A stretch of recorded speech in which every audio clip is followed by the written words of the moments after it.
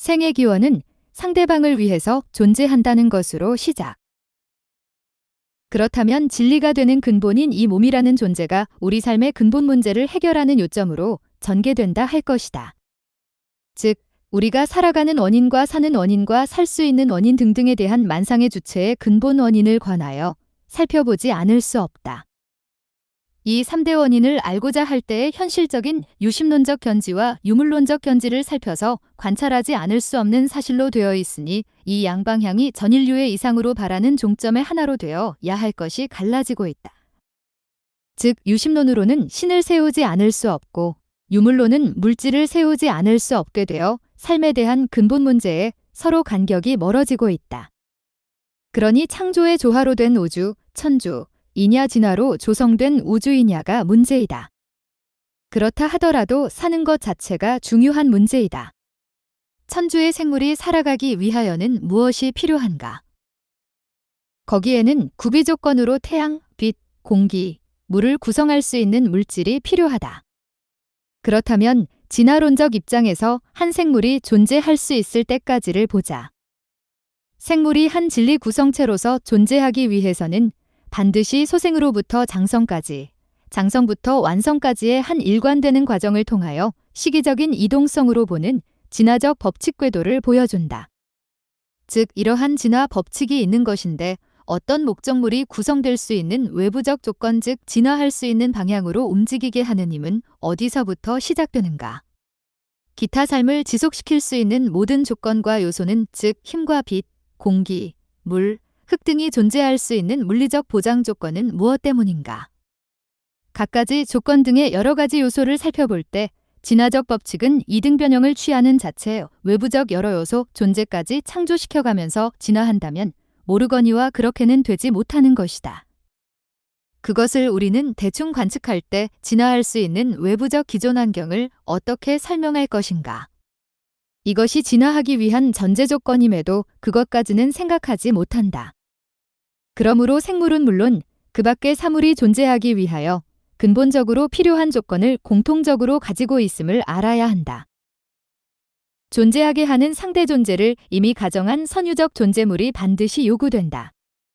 그래서 살아갈 수 있는 환경적 요소를 구성하기 위해서는 이상적으로 살 수 있는 외부 물리적 조건의 보장과 더불어 살아가고 있는 필요요소의 보장과 살 수 있는 장래의 지속 가능한 조건의 확보 등이 필요하게 된다. 이 절대적인 힘의 존재와 지속 발전 가능성의 구비 여부가 전제 조건으로 되는 것이다. 이런 점에서 볼 때 이러한 물리적 환경은 생활의 공통적이면서도 필연적 요소이다.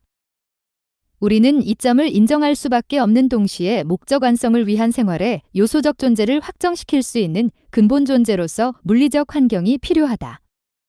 그러므로 이 모든 것을 볼 때 어떤 목적을 조성하기 위한 존재로서 생존하여 나아가는 데는 또 다른 모양의 형태를 볼 수 있으니 이 부분이 진화론적으로 보여질 수도 있으나 한 부분적으로 발생해서 성장으로 점진적인 성장을 하는 것도 생각해야 한다. 그러므로 한 생물 또는 물체가 존재하기 위하여서는 절대적인 공동단위의 힘과 요소가 필수적이다. 즉 그것을 보여주는 자체가 창조적 조화인 동시에 목적물의 근본적인 중심체라 할 수 있다. 그렇기 때문에 천주전부 즉 미립자에서 우주 전체까지 망라하여 창조적 묘미를 무수히 발견하게 된다. 이 창조적 묘미야말로 원리 원칙들 중심하고 절대 이상형을 향하여 움직인다는 것을 알 수 있다. 이렇게 창조 이상을 완성하기 위하여 온 천주는 존재하고 유지되어 나가는 것임을 알 수 있다. 결론적으로 말하면 절대 이상과 창조 이상을 완성하도록 주관하는 그런 존재를 신이라고 부르거나 하나님이라고도 한다. 하나님이 창조하셨다고 하는 뜻은 실체 만물만상을 창조하기 전에 구상을 먼저 하셨다. 그리고 나서 창조 과정을 주관하여 무형의 이상인 원래부터 펼쳐져 있는 광경세계에 대한 영상, 이미지를 가지고 총합적으로 조화를 이루게 하셨다. 이것이 천주를 창조하신 목적, 원인이며 주관하시는 이유이다. 즉 창조 이상의 목적은 하나님과 천주와 동일체형으로 지은 것이다. 피조물이 하나님을 닮도록 창조하셨다.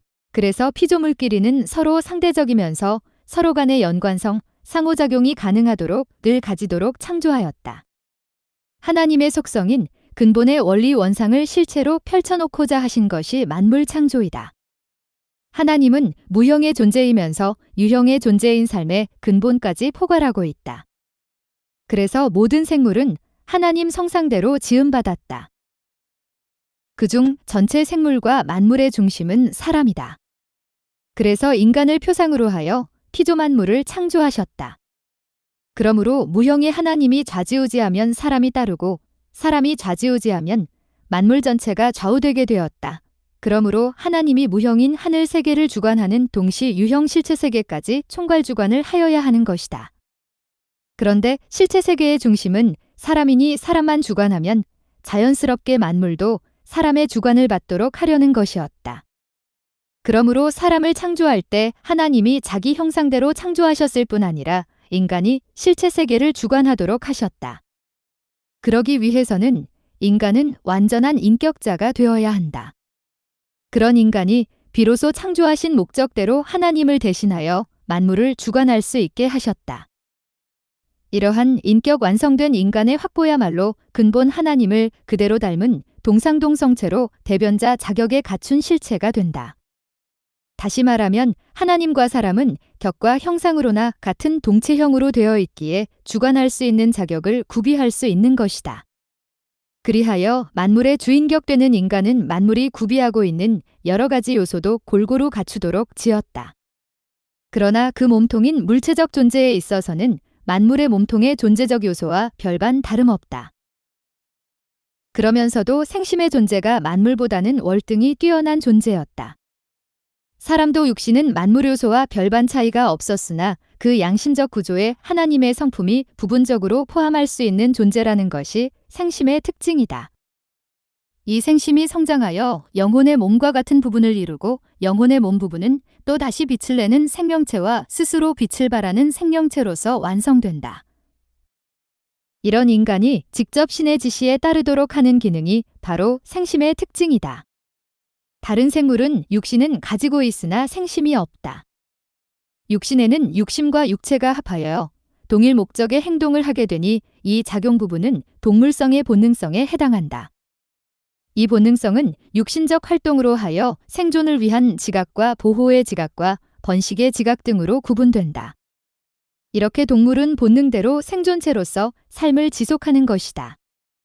사람은 이 밖에 영적 작용을 근본적으로 하는 영원 존재인 하나님의 부분성 존재를 가졌다.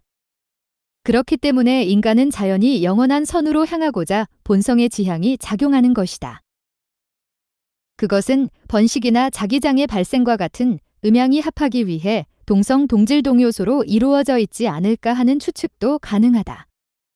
그렇다면 만물의 생육이 주입된 근본은 하나님에서 비롯되지만 그 사실적 경로를 한번 찾아보자. 하나님은 생물의 중심인 생명의 본체이고 사람은 만물의 중심의 실체이니 그 요소에 있어서는 사람도 하나님의 성품인 영원한 생명의 요소도 가지고 있다. 또한 그것을 알아낼 수 있는 지성을 가지고 있다. 다른 한편에서는 물질적 부분인 만물의 요소를 동시에 겸하여 가지고 있는 중간, 매개체로서의 작용을 할 수 있도록 지어졌다.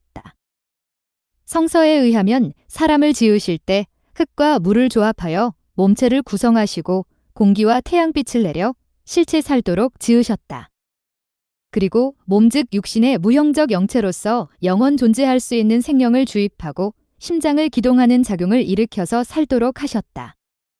이러한 생명이 생존하기 위하여는 유형체의 본질인 흙과 물을 대하고 무형의 요소라 할 수 있는 무기체로 빛과 공기를 음양적으로 주고받는 수수적 반복작용인 호흡을 시작하게 하였다.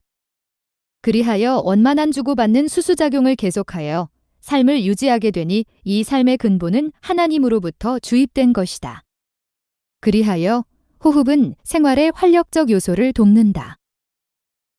즉 혈액을 맑게 하고 음식물을 섭취하는 식물의 영양소는 몸을 배양하여 육체의 불균형을 막으며 나란히 서로 도와주고 움직여서 육신의 안전 노선을 취하게 만든다. 이러한 호흡으로 산소와 영양소를 원만히 잘 주고받는 수수작용을 계속해서 유지할 때 비로소 삶의 안정을 이루는 것이다. 그 생애 자체인 육신 위의 무형체이며 근본체이신 하나님의 생심의 중심이 되어서 바깥 외부체 기구인 육신의 동작과의 차이 없는 하나의 수평을 이룬다. 그 수평선상에서 생심의 요구대로 생존함의 목적을 향하여서 나가야만 원만히 생존하는 것이 근본이다. 이것이 바로 인생을 창조하신 목적이다. 즉, 생심이라고 하는 영적 요소는 하나님의 몸 일부분의 번식을 육신에 의하여 배양받게 되어 있는 것이다. 그러므로 이 생심이 육신 안에 어느 기간까지는 성장하여 속사람이 완전한 영인체가 된다. 이 영인체는 제2세상과도 같은 무형세계에 존재하는 신과 같은 격이다. 영인체가 이와 같은 자격으로 옮겨지게 하려고 하심이 생심을 육신에 주입하신 근본된 목적이다. 그러므로 생심이 육신에 있는 동안은 생심이 중심이 되어 육신을 지배하기를 바라는 것이 근본이다. 따라서 육신이 생심의 요구대로 나아가지 않는다면 생심은 구속받음과 동시에 자유성장을 못하게 되니 이 자유로운 성장을 못하게 하는 결과가 타락 이후에 비로소 시작하게 된 것이다. 육신 생활을 중심한 생애는 영혼이 성장하는 한터전의 기간이다. 이 기간 동안 영혼의 요구대로 육신이 이 목적을 향하여 나가면 영혼은 아름다운 형체와 자유로운 형체를 조성하게 된다. 그러나 육신이 만약 생심에 반하여서 지내면 영체는 흠이 많은 동시에 자유가 없는 영체가 되고 만다. 그래서 사람은 살아 생전에 충분히 영체의 요소를 취하게 하는 것이 생애 전체의 중요한 목적이다. 이 목적을 달성하기 위하여 타락된 세계에서도 종교는 기본적으로 도를 통하여 영체의 자유성장을 도모한다. 예를 들면 육신은 채소밭에 있는 애벌레의 시대와 같은 것이다. 이 애벌레의 시기에 노력하여 영양요소를 충분히 섭취하였다면 원만히 성장하여 충실한 나비가 된다. 그리하여 무한대의 공중을 자유천지로서 향기 나는 꽃의 달콤함을 즐겨 활동하지만 애벌레 시대의 영양을 충분히 취하지 못하였다면 나비는 자체의 불구의 상태가 되어 원래 목적을 성취하지 못하게 된다. 이와 같이 우리 육신의 삼도형의 마음의 요구를 중심하고 나아가는 육신은 마치 애벌레가 이 시기에 영양을 잘 섭취한 나비와 마찬가지로 우리의 영체가 아름다운 모습이면서 자유로운 형체를 구비하여 무한한 이상지경 무대를 활동할 수 있게 된다. 이와 같은 모양으로 육신을 가지고 살 때 영인체의 요구대로 나가도록 노력하는 것이 절대적인 의무로 되는 것을 알아야 한다. 그리고 우리는 영혼이 육신을 지배함이 근본된 원리로 되어 있음을 알 것이다. 그러니 우리 영인체의 요구를 육신이 같이 호흡을 맞추어 일체된 생활을 육신을 가지고 있는 생전에 하여야 할 의무가 있다. 이리하여 하나님은 우리 육신을 영인체의 터로서 만들어 자기의 이상 번식을 시작하게 하고자 하는 것이 근본적인 인간 창조의 원인이었다. 그러니 우리는 육신이 살아있을 때 영인체에 원하는 중심점에서 식생활을 하여 창조의 본체인 하나님이 인간을 지으신 원래의 뜻을 완성하여야 한다. 이렇게 함으로써 천주의 큰 이상을 충분히 완성시키는데 사람은 중점적인 노력을 다하여야 한다. 앞서 말한 것처럼 사람은 온 천주에 있어서 중심으로 되어 있다. 즉, 만물의 생물은 사람을 기준 삼고 지음받은 동시에 만물을 보아서 사람은 행복과 이상생활에 자극을 받고 살게끔 만물은 사람을 위로하기 위한 위로물로서 창조되었다. 만물은 사람이 사는 생활에 상호 협조하는 작용을 갖추어서 원만히 생존하게끔 되어 있었다. 그러므로 모든 식물은 우리의 육신의 삶을 돕기 위해 산소를 공급하고 사람과 동물은 식물의 성장 요소인 탄소를 공급한다. 이렇게 근본적으로 창조하실 때 모두가 상호작용을 통하여 상대의 생육과 완성을 돕도록 한 것이다. 그 외 동물과 생물, 곤충은 우리 사람이 생존할 수 있는 이상형의 한 소망을 나타내 주어 위로와 충동과 자극을 받게끔 창조하신 것이다. 그러므로 우리 인간이 타락하지 않았다면 만물만상을 보아 자아생존 생활에 큰 흥미와 행복감을 절감하게 되었을 것이다. 뿐만 아니라 온 우주만상은 위로의 대상이 됨으로써 존재감을 드러내도록 되어 있다. 그런데 우리 인생이 타락되고 보니 만물만상이 위로 대상이 되지 못하고 상대의 요구의 목적을 직접 감지할 수 없는 무감각한 존재로 되어 있음을 자각조차 못한다. 그리고 원래 이상대로 위로적 대상 존재인 만물만상에 대하여 관련성을 깨닫지 못하게 어찌 안타깝지 않겠는가. 역시 인간에게는 만물이 의미조차 없게 보여질 뿐 아니라 인간은 만물을 보호할 줄 모르고 그 가치조차 몰라보게 되었다. 만물 존재의 근본적 창조 의의도 깨는 작용이 시작되니 만물 존재의 근본 목적은 아무런 사명적 역할을 보지 못하게 되었다. 그러므로 사람이 자기 존재를 전부 잊은 듯한 생활은 곧 타락 생활을 하고 나서이다. 온 우주는 사람을 위해서 화동하여 협조하고 이상을 완성하여 사람과 만물로서 인간의 이상을 드러내야 함에도 불구하고 하늘의 이상을 대상적으로 대할 수 있는 제1의 이상작용을 깨트리게 되니 제1의 이상을 고대하던 하늘의 이상도 어긋나게 되었다. 따라서 인간이 화동의 작용을 합성화할 수 있는 자격이 없게 되니 타락행위가 얼마나 무서운 행동인가. 그러므로 사람 하나 타락되고 본인만의 목적이 무가치하게 되고 후손은 결국 타락된 몸을 이어받게 되었다. 그러고 보니 하늘과의 대상형 이상의 근본도 그 목적을 완전히 계승하지 못하게 되고 말았다. 그러니 하늘에 대한 타락을 초래한 중심 자체가 되어버린 인간 타락은 곧 만물 타락이요 하늘의 타락이 되는 것이다. 인간 타락이 간접적인 행동으로부터 직접적 행동의 부분까지 범행한 사실을 놓고 과연 누가 책임을 져야 되는가? 이것은 인간이 책임져야 할 과제이다. 그러기에 온 천주가 탄식하게 되는 원인을 가져오는 것이다. 성경 로마서 8장 19절-27절에 쓰여진 것처럼 만물 탄식, 성도 탄식, 하늘 탄식의 시작도 인간의 타락으로 인하여 시작된 것이다. 그러므로 만약 인간에게 타락이 없었더라면 이야말로 천주는 전부가 이상이 실현된 형태의 생활로 안정된 영원한 행복의 생활을 육신이 생전부터 시작하게 되었을 것이다. 그런데 타락한 것이 우리 전체 생활을 구속 생활로 인도하였고 그것이 지금 인간 생활의 모든 나타나는 현상이다.